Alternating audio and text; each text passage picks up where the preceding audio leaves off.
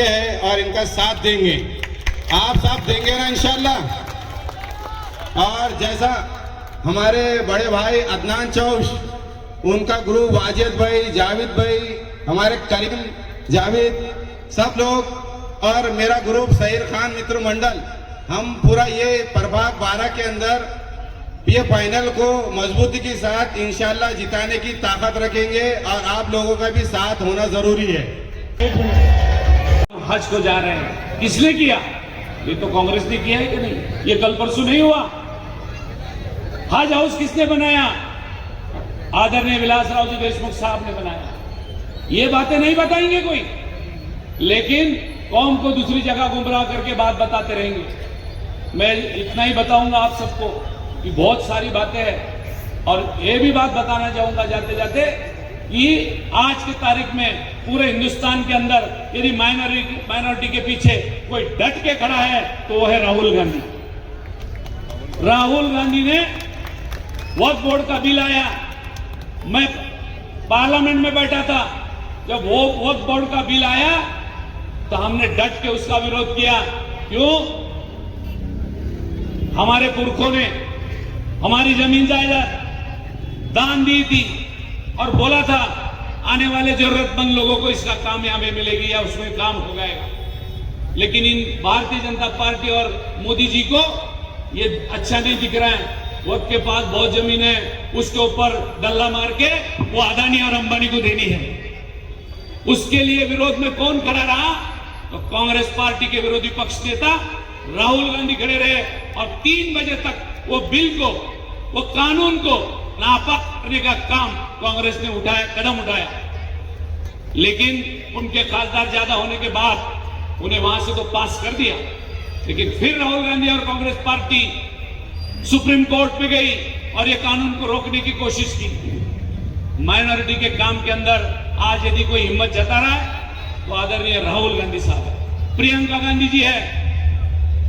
मैं फिर एक बार आप सबसे कहूंगा कि जितने भी उम्मीदवार अपने खड़े हैं, जाते जाते मैं एक गुजारिश आप सबसे दुआ की दरखास्त करके जाता हूं। इनके सब उम्मीदवारों के लिए आप दुआ कीजिए, आपकी दुआ कबूल हो जाएगी और इनको कामयाबी मिलेगी। ये मेरी आपसे अलबन गुजारिश है। बहुत लंबा तकरीर नहीं करते हुए ये सारे उम्मीदवारों को जीत कर दीजिए। कल्याणकारी खासदार होने के नाते इनके पीछे डट के खड़ा रहने के लिए, मैं ये वायदा करने के लिए मैं आपके पास आया हूं। दोस्तों और साथियों, मैं फिर एक बार आपसे विनती करता हूं कि ये सब लोगों की निशानी पंजा है और पंजा निशानी के उम्मीदवारों को जो हमने खड़े किए हैं उनके नाम मैं बताना चाहूंगा। खासतौर से प्रभाग क्रमांक 12 में हमारे एडवोकेट अल्फिया जमील खान, डॉक्टर फिरदौस फातिमा खान, इब्राहिम भैया पटेल और अशफाक जमील खान, ये 12 नंबर के कैंडिडेट हैं। इनकी सारों के सारों की निशानी पंजा है। इनको ज्यादा से ज्यादा वोट देकर जिता के दीजिए, ये भी मैं आपसे कहना चाहता हूं। दूसरी बात, और 13 नंबर के जो कैंडिडेट है वो है अहमद चाउस, इफ्तिखार और समीना बाजी बेगम, शेख हबीब। ये सबको जिता कर देने की मैं आपको गुजारिश करता हूं, मैं आपको विनती करता हूं। कुछ हिस्सा अपने 11 नंबर का भी अपने बगल में आता है, उसमें अपनी कांग्रेस की कैंडिडेट प्रियंका खरात भी खड़ी है। जिसके उस एरिया में वोटिंग आती है वो प्रियंका खरात अपने बहन को भी दीजिए। ये भी बात मैं आपसे कहना चाहूंगा। इतना ही कहता हूं और मेरे अल्फाज खत्म करता हूं। जय हिंद, जय महाराष्ट्र, खुदा हाफिज। इल्म नहीं है शायद एक और भी सरकार बदल सकता है। आपका एक और कांग्रेस के हक में जाए, मैं आपको गुजारिश करता हूँ।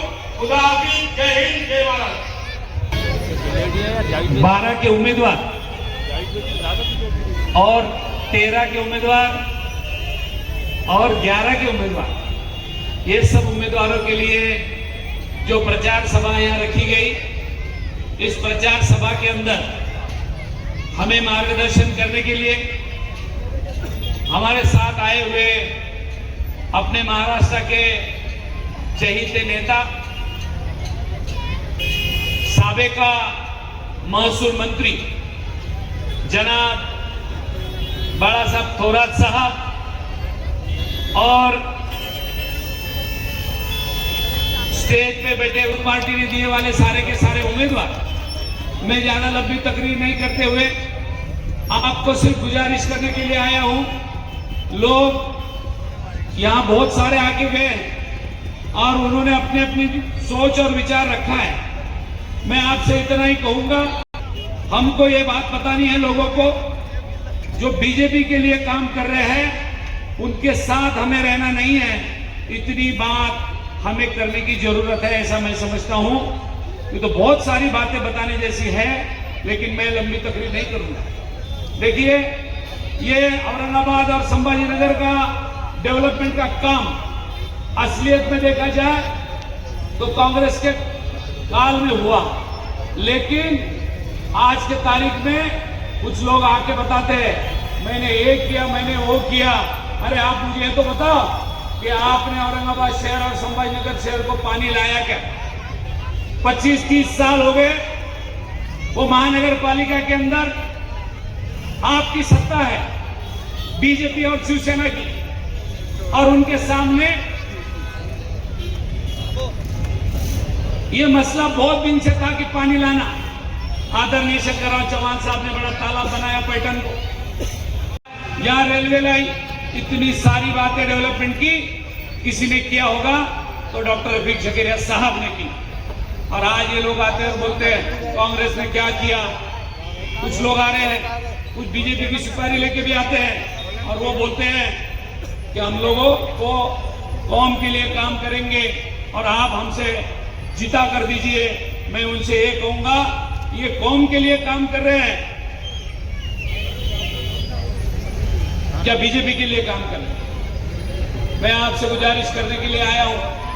कुछ लोग अपने वोट डाइवर्ट करके भारतीय जनता पार्टी को और शिवसेना को जिता के लाने के लिए ठेका लेने का काम कुछ लोगों ने हाथ में लिया है।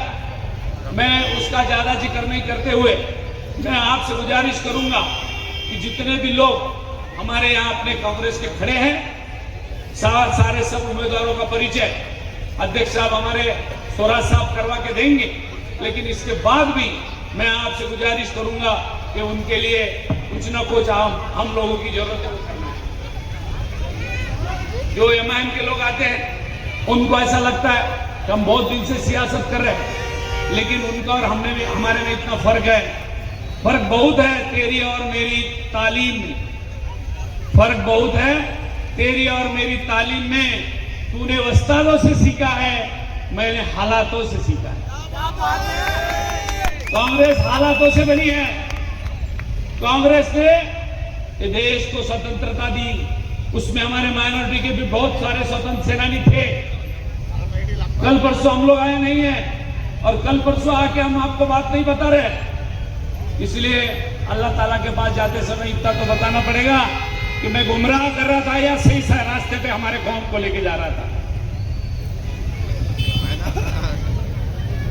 उनको ऐसा लगता है कि हम कहे तो भी कुछ नहीं होगा, लेकिन नहीं, आपके सबूत पीछे रहने वाले हैं। सबूत तो मिटाकर इंसानी अदालत में आप बच जाओगे। सबूत मिटाकर इंसानी अदालत से तो आप बच जाओगे, पर कुदरत की अदालत से कहां जाओगे? आज नहीं तो कल आपको बताना पड़ेगा कि मैंने संभाजी नगर औरंगाबाद जाके कुछ गलत बयान किया था और उसकी वजह से मेरे कौम को ये दिन देखना पड़ रहा है। मैं ज्यादा लंबी तकरीर नहीं करूंगा, हमें थोरात साहब को भी सुनना है और यहाँ के जो मसले मसाइल है काँग्रेसचे उमेदवार विजयी करावा असं आवाहन करतो आणि माझे 2 शब्द संपवतो। दोस्त पहले से दोस्त है और बहुत साल के बाद अब उम्मीदवार हुए हैं मोहम्मद शहबाज भाई, आइए। ये मेरे बहुत प्यारे दोस्त हैं और उम्मीदवार है। आपको मिलते हैं कि उनको आपने बड़े और हमारे इंजीनियर है, उच्च शिक्षा लिए हुए हमारे उम्मीदवार है, उनको जिताना है आपको। और सबको आपको ये उम्मीदवार, तीनों उम्मीदवार आपके 13 नंबर।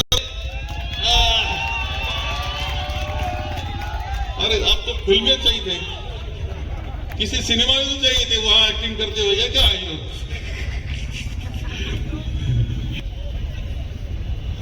इब्राहिम पटेल साहब,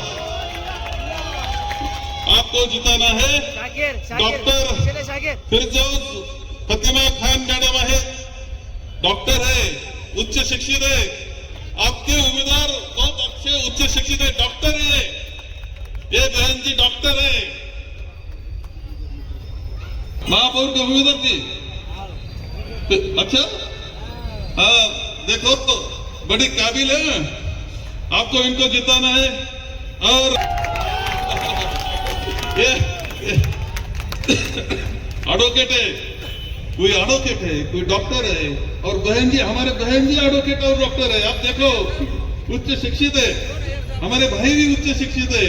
इनको सबको जिताने की जिम्मेदारी ही आप पर है।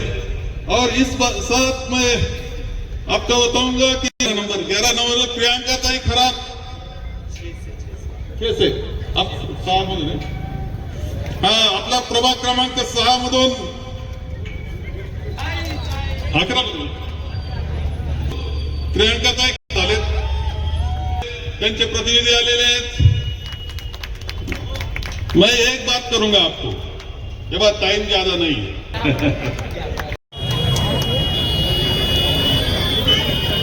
दिनांक 15 सरताज पठान कि जो सब अरेंज कर रहे हैं, ये सब इलेक्शन में बहुत भाग दौड़ वही कर रहे हैं, सब मुझे दिखता है। सरताज जी पठान, हमारे दोस्त, प्यारे दोस्त कमाल फारूकी जी, अमित अबू, डॉक्टर शाहबाज, रमजानी खान, जमील खान, डॉक्टर पवन डोंगरे, हकीम पटेल जी, अकीब भाई उपस्थित में। मुस्लिम मोहल्ले में मुस्लिम सभा कर रहा हूं। हिंदी में बात करने की आदत तो हमें नहीं है, पर मैं ऐसा सोचता हूं कि आपको सबको उर्दू बेहतरीन आनी चाहिए। बहुत मीठी जबान है वो, उर्दू बहुत मीठी जबान है। आपको सबको अच्छे बेहतरीन आनी चाहिए, हिंदी अच्छी आनी चाहिए और मराठी भी अच्छी आनी चाहिए। आपको महाराष्ट्र में रहना है, मराठी अच्छी आनी चाहिए, कहीं कम नहीं पड़ना चाहिए आपने। तो आप बोलेंगे तो मराठी में मैं ज्यादा अच्छा बात कर सकता हूं। हाँ मराठी बोलूंगा, ठीक है, लेकिन मैं जितनी कोशिश तो करता हूं कि काले साहब का क्या हुआ है, वो पार्लियामेंट के जाने के बाद इनके हिंदी अच्छी थी ही, वो और अच्छे हुए। आपने देखा कि कितने बेहतरीन भाषण उन्होंने यहाँ किया है।